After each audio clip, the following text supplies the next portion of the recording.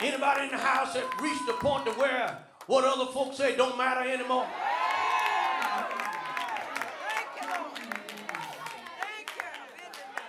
Have you ever gotten to the point to where it really doesn't matter how they see you praise God in the sanctuary anymore?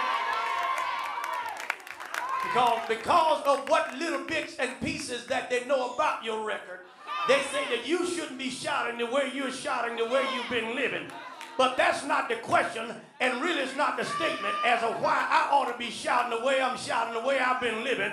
The real question is, why ain't you shouting and you've been living so good?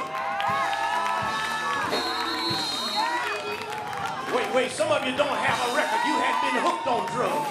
You haven't said a cuss word. You haven't hung out at any party. I can't say that. But I thank God that whatever I used to do, one Friday he covered my record with his blood. You do know it reaches to the highest mountain. It flows to the lowest. I'm going to quit in a minute. It flows to the lowest valley. That blood gives me strength from day to day, and it won't ever.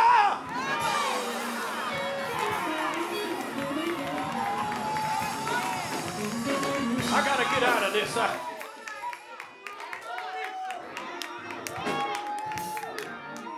Lean over and tell somebody it's a setup.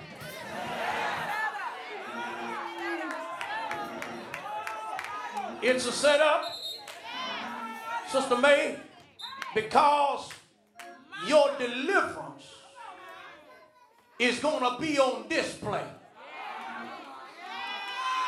You didn't catch it. I got to hit reverse, back it up, show you what I'm working with, and tell you one more time. Your deliverance is going to be on display. I believe God is going to work it out.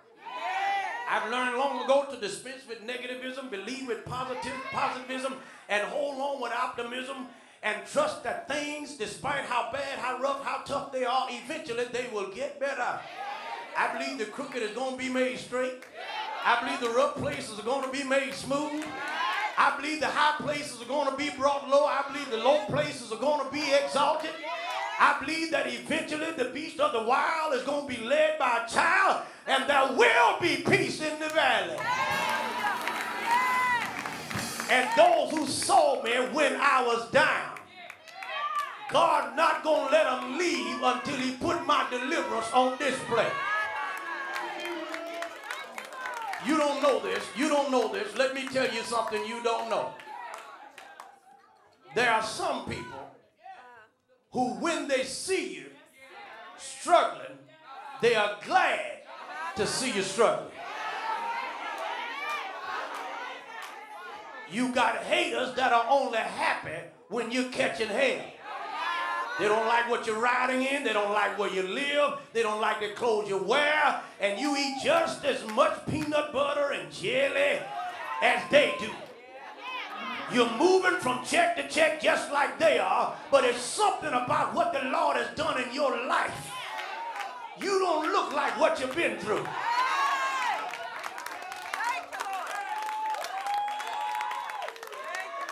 Jesus passed by this man and spat on the ground, made clay, off of that matter, mud, and I'm going to tell you it's not a clay, I'm going to leave you alone. Anointed, help me preach tonight, the man died, and told him, go to the pool of Siloam and wash it out. Hit reverse, chat, they didn't quite catch it. Jesus spat on the ground, made clay or mud, put it on the man's eye. Oh, praise his name.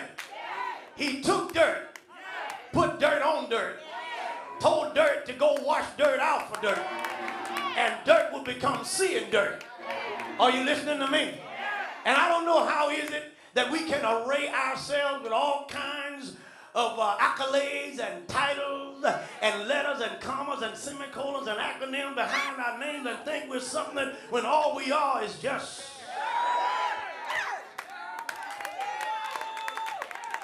Watch this. Jesus put mud in his eyes, said go wash, And he did it. Came back seeing.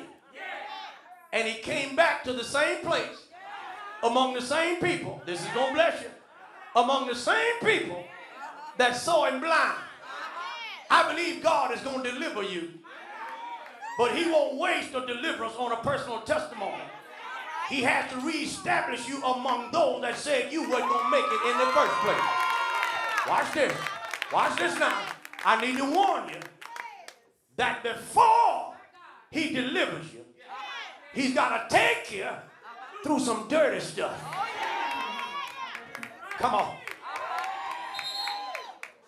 He spat on the ground, anointed his eyes, put mud in the man's eyes. The Lord is going to deliver you.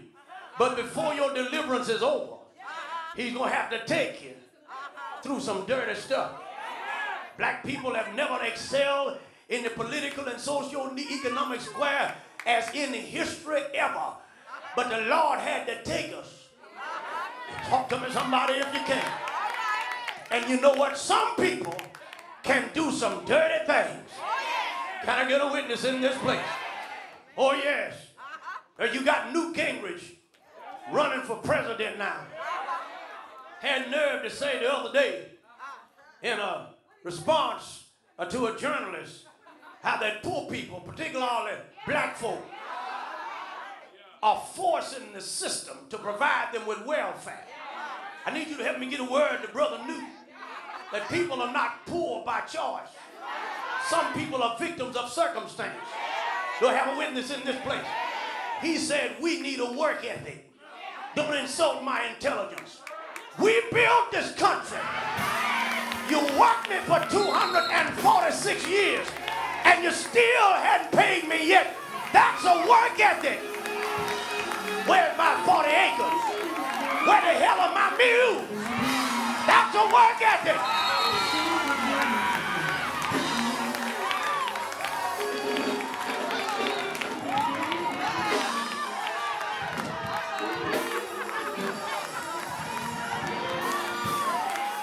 Here's some dirty stuff.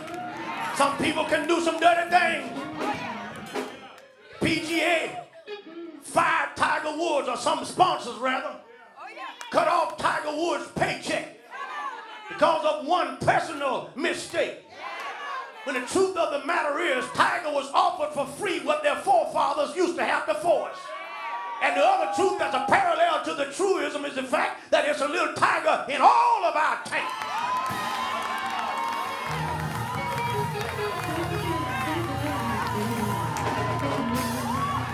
Don't try to sit here and play holy on me.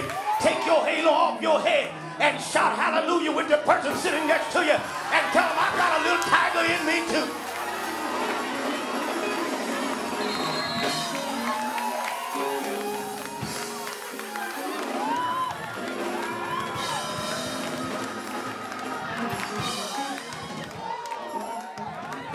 It's some dirty stuff. I gotta quit. I gotta quit. Jesus said, go wash in the pool of Siloam. Oh, bless his name. And now, this man went to this pool. I don't know how he got that. John didn't tell me that. But I do know that sometimes you got to follow the Lord with blind faith.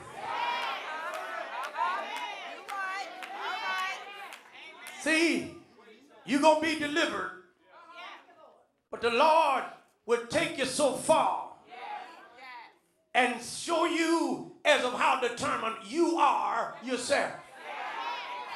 He went to this pool, he washed, and John indicates that he began to see.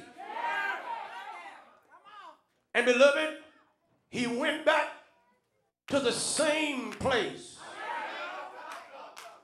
where he used to beg. Somebody saw it. And they began to question within themselves, is this the same one that used to get on our nerves and beg all the time? Some say it looks like it. Others say, I think that's him. He said, it's me. Don't miss your shout cue here. He said, you don't have to speculate. You don't have to rumor about it.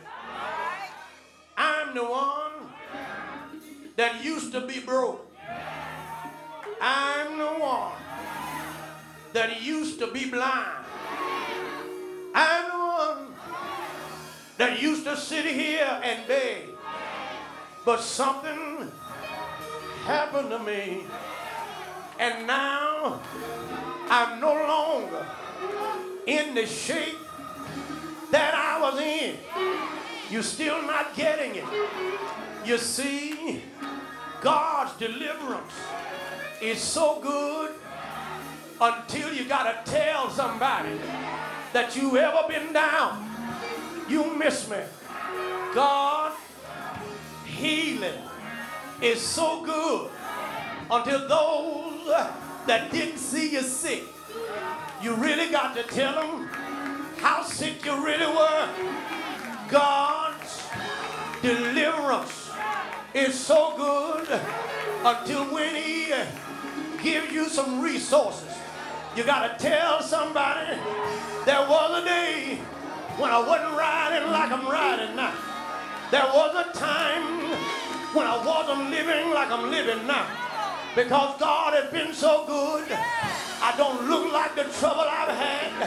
I don't look like the sickness I've been through. I don't look like the pain I've encountered. Oh, praise his name. Somebody raised the question, then tell us how you receive your sight. He didn't give the credit to the pool of Siloam. I tell you what he did. He said, a man named Jesus. Wish I had somebody here. He said, a man named Jesus, anointed mine with clay. He told me to go wash in the pool of Siloam, and I received my sight. I'm out of here tonight. I believe I tell you one last thing. I know the Lord has set us up for a celebration because his deeds eliminates our doubt. Oh, praise his name. There was a day when we doubted what the Lord can do, but since God has made a way for you, he erased all of your doubt. He said, a man named Jesus. Oh, praise his name. That's the rationale. That's the explanation as of how we made it. I need you to shake one hand. It doesn't matter whose hand. Tell your neighbor, I got to give the right one the right credit as of making a way when I have no way. A man named Jesus. If you want to know who lifted my burden, a man named Jesus. If you want to know who dried my tears, a man named Jesus. If you want to know how I'm making it right now, if you want to know how I'm still alive, a man named Jesus. If you're wondering why I haven't gone crazy by now, when everybody else around me is losing it in a world that's gone crazy, I still got my mind. A man, yes, a man. Anybody in this house knows who he is? If you know who he is, help me tell your neighbor I'm still alive because of a man named Jesus. He walks with me. Yeah. He talks with me. He tells me I am his own. And the joy, the joy that we share and we tarry there, none other has ever known. I need to tell somebody here, stop your whining and stop your crying and start your shout. Get on the dance floor and do your dance. Lift your holy hands, leap on your legs, praise him like it's your last time, because whatever it is that you're going through right now, you're going to shout, but you shouldn't wait until the battle is over. He set you up. He set you up. He set you up real pretty.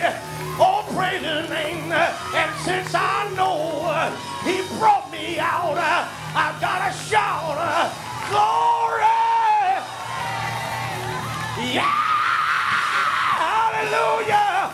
Since I've laid my burden down, I still got joy. Somebody here ought to help me praise the Lord. Put your arms around somebody. Pull them in real close. Shake them and rock them. And rock them and shake them. Shake them and rock them. And rock them and shake them. And tell them, I don't know what you're going through, but if it's all right with God, it's gonna be all right. Yeah! All right! All right! All right!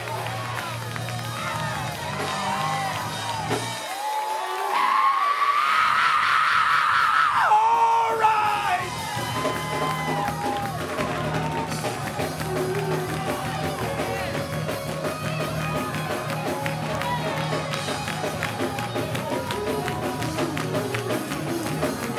Come on, pray.